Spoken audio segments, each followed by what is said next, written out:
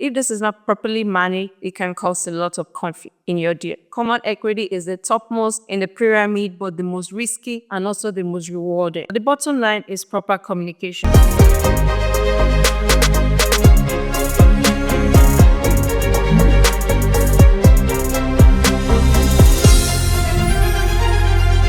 Hello everyone, welcome to another edition of Asset Management. This is a very, very crucial, important edition. And the reason is because if this is not properly managed, it can cause a lot of conflict in your deal. And also it's important that you know what it is in for you before you dive into a deal. But I always say to people, if you're just trying to get your feet in the water, don't come with the mindset that you want all the piece of the pie or the entire pie. Because one, the tendencies that you really are not bringing too much on the table is high. But I say some people that even if it's their first day, they're bringing a lot on the table. When I mean bringing a lot on the table, you will know that shortly because I'm going to break down how different GP seats can be structured. So I'm going to remind us again about the capital stack. But if you can remember when I was talking about the capital stack, if you want to know fully about this, you have to go to my YouTube page. I explain this fully. The first part of the capital stack is where we have the debt. So debts like Freddie Mae loan, conventional loan, any CBS loan, any loan that you're getting from a bank or from a lender is at the lowest part of the pyramid and it has the lowest risk and lowest interest rate. But the more you keep going up the pyramid like this, it becomes more risky but more rewarding. So the higher you go up on the pyramid, the more rewarded you become. The main lenders that give you the large chunk of money, the good thing about them is that their funds, most times there's a collateral for it. The property most times is a collateral for a multifamily deal. Mezzanine is the second one that after the first have taken their money, the second one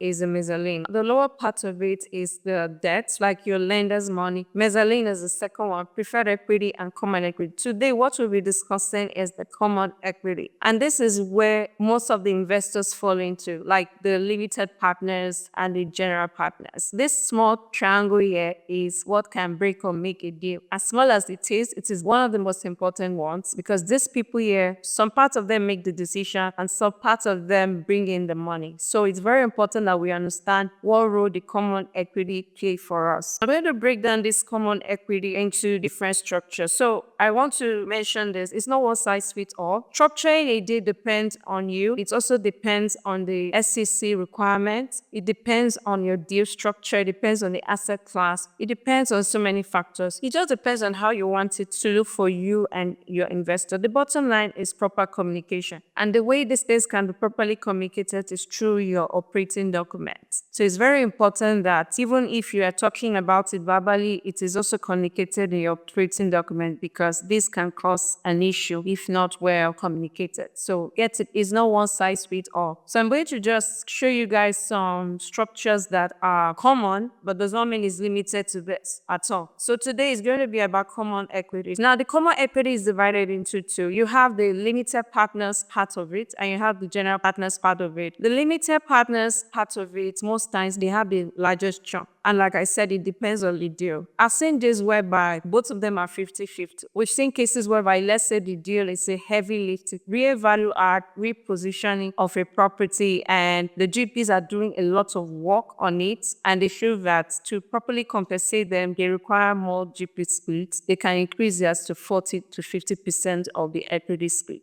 So it just depends on what the GP member is bringing on the table or what you feel that will make your deal work or what will make your investors want to invest with you. I've seen some investors that like 70%, 80% when you give it to them and all that. So it depends on so many factors. So for example, you can split your deal into 70-30 split. 70 for the limited partners. These are partners that are not active on the deal. So these are people that you're collecting money from to invest in the deal. Most times, not every time. Most times they take the largest chunk of the equity because really they provide a large chunk of the money. In short, if not all, they provide it. Then the GP, they take the lower part of it, but they are also rewarded in other areas. And I'm going to discuss the other areas that they're rewarded in. So for this discussion, I am assuming that my GP split is 30-70 split. That is 70-30 split. My limited partners are 70% of the deal and 30% of the deal. Don't forget that I said that we're only talking about about the common equity. Common equity is the topmost in the pyramid, but the most risky and also the most rewarding. I know that. It's only that part of the equity split you see compensations coming in, like the cost depreciation. That's where you get it. If you are on the common equity, lenders don't get cost depreciation. They don't get those benefits. They don't get appreciation. They don't. They only get interest on the money that they loan to you. But we get cash on cash. We get returns on our investment that comes in form of appreciation. We also get tax incentives for doing businesses like multifamily compared to the lenders and every other person loaning us money. In a capital stack, there are two parts of it. The capital stack I just showed you, there's an equity side of it and there's a debt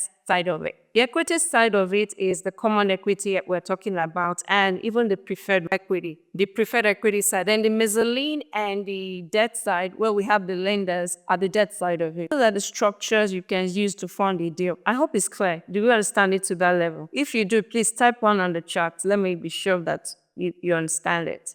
Okay, good, fine. So let's move to the GP split. So this is a template of a GP split. And on a GP split, what are you taking account of? One, the GP split in this case is 30%. You can have it as 20%. I've seen a deal give investors 80% and the GPs take 20%. So on this case, I'm assuming it's 30%. So if this deal is 30%, then how do I reward my co-in-co GP members and all that? Already, the 70% for the limited partners is based on the amount that they contribute. So for example, if I'm raising $5 million, I'll meet my SEC lawyer and he'll create a document called the PPM. In that PPM, is going to describe the amount, the 5 million I'm raising in form of units. You know, where you're buying stock, something like that. It's going to describe it like every 1,000 is 1 unit. So in my deal, I'm saying the minimum investment is 50,000. That means for every 50,000 you bring is 1,000 times 3. That means you own 50 units of the deal. That is how it is for a limited partner. So those things are structured in the PPM. So whenever you're signing a document, it's important that you go through PPM. And there's no way you will not see it if you are a limited partner. Just that some of us don't read it. We just keep signing,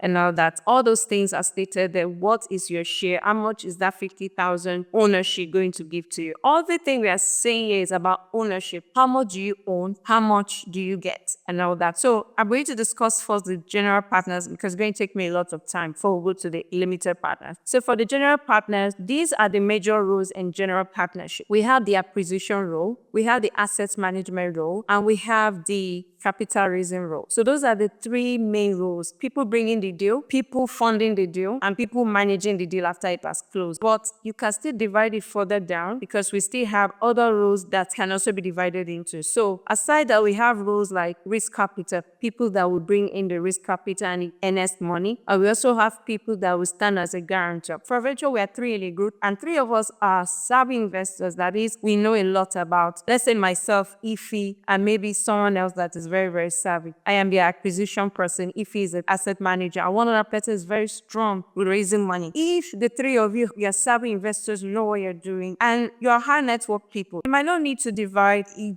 You might not need to put a KP part of it. You can decide that the KP part of it will fall under this and all that because it's just 3 people. Now, if you have so many people and you want to structure it, let's say I have a deal. I'm very good at sourcing a deal, but I don't have the network. I can't be a guarantor because one, I'm not liquid. I don't have the network to keep in on a deal. Then I will need to structure my deal. So like I said, it depends on the deal, depends on the investor. It depends on so many factors. That's how you can structure your deal. So assuming I don't have that kind of expertise in networking, I have to bring in someone. And the person will not come just like that. It will need equity in exchange of being a guarantor on that deal. So in that way, we can structure our deal to provide such and all that. Let's say I also have the same deal and I don't have the EMD to put down for NS money. NS money is called EMD. For those of you that do not know, it's called NS money. It's a good faith money that you are giving to the seller with the intention that you are interested in the deal and you want to close. So it's just a good faith that yes, you are going all out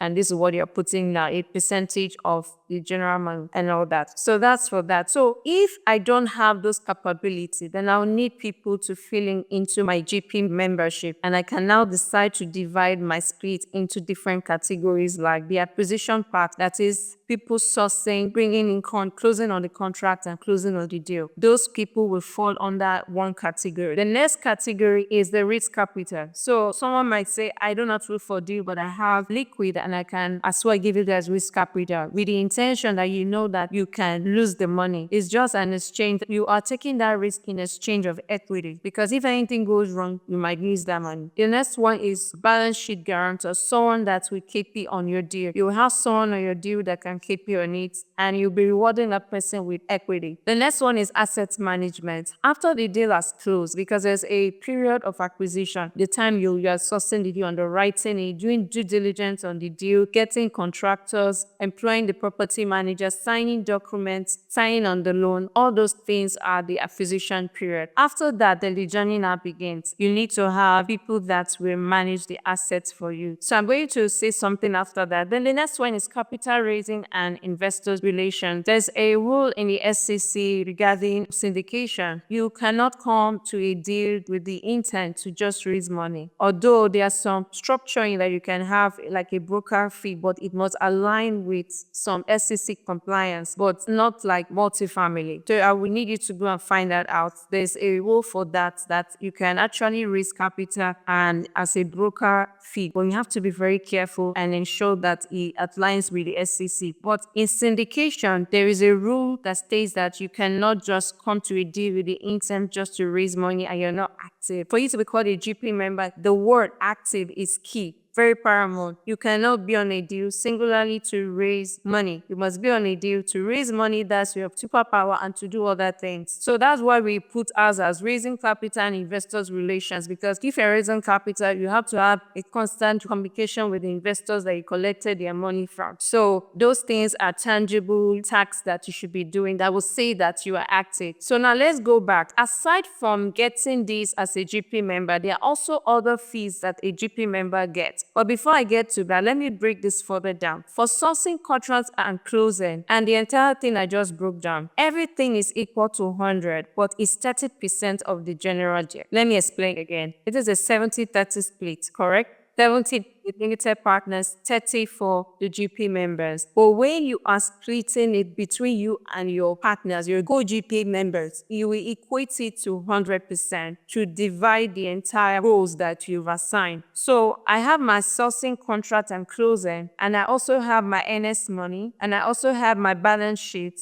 I also have my asset management. I have my raising capital and investors relations. I have all this. So now how do I decide who gets what? Or what do you get? We're all on the deal. How do I decide that this is due to you and this is due to me? Truth be told, there's no standard to it, but I can guide us on ways we can think about it. So when we are structuring the deal, we can say, okay, based on this thought process, we can structure it like that. So we've seen cases whereby people put priorities on people raising money and people managing the deal, because there's a belief that they say no matter how good the deal is, if you can't close on it, then it's not a deal, right? And no matter how good the deal is, if you close on it and if you cannot manage the deal, then the deal will nosedive and becomes nothing, becomes useless and all that. So based on that, and asset management is the only rule that continues for years after everything is done. So most times you see people equating up percentage to asset management rule and the capital raising more than every other rule. But truth be told, I also feel that acquisition rule is not appreciated as it should. As many of you that are in acquisition or you get deals, you know how stressful it is. It can take you 6 months to get one deal. Last year, it took us about a year to get the deal that we closed on. That was a lot of time, effort, calls, sweat, blood, and money all going down the drain. Because during the acquisition stage, you lose money because you are doing some due diligence. You are paying some upfront money that you will never recover if you do not go through with the entire process. So I believe that the acquisition part is not as appreciated as it should. But the standard I see with normal sponsors like I am, they put